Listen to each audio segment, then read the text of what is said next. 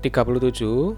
Perhatikan pernyataan-pernyataan di bawah ini. Pernyataan yang benar terkait peristiwa efek fotolistrik. Foto itu berarti foton, ya. Fotosintesis berarti di sana ada energi cahaya yang terlibat. Kalau fotolistrik berarti nanti ada aliran arus listrik ditunjukkan dengan lompatnya elektron dari permukaan logam yang kita sinari dengan sebuah foton tertentu, ya. Jadi foton itu adalah energi cahaya.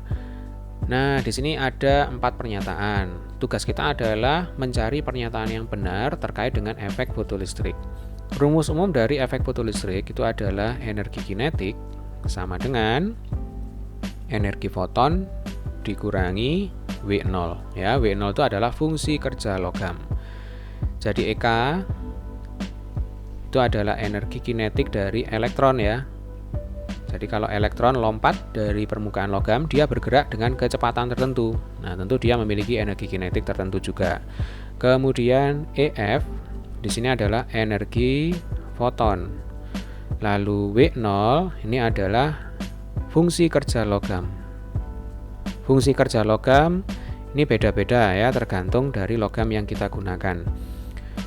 Lalu energi kinetik itu rumusnya adalah setengah M dikalikan dengan V kuadrat. Ini adalah massa elektron yang loncat. V-nya berarti V elektron yang loncat. EF, energi foton, itu sama dengan H kali F. H itu adalah konstanta Planck.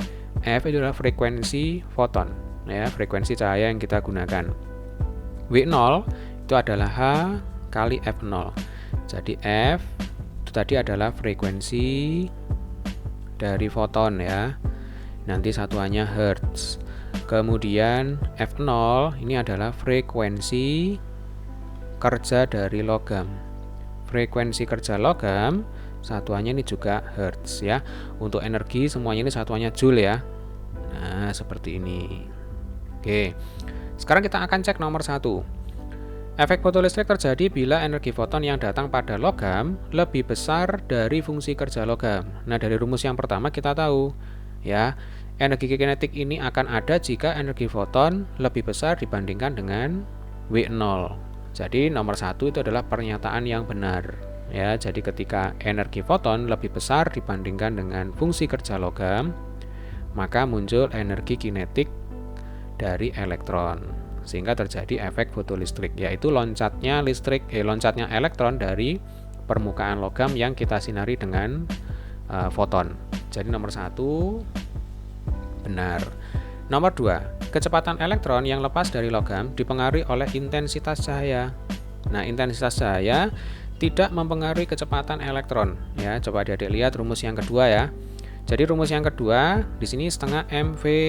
V itu di sini adalah kecepatan elektron. V itu dipengaruhi oleh energi foton, dipengaruhi oleh W0, dipengaruhi oleh frekuensi ambang.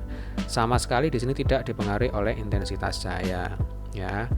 Jadi nomor 2 salah. 3, jumlah elektron yang lepas bergantung frekuensi cahaya.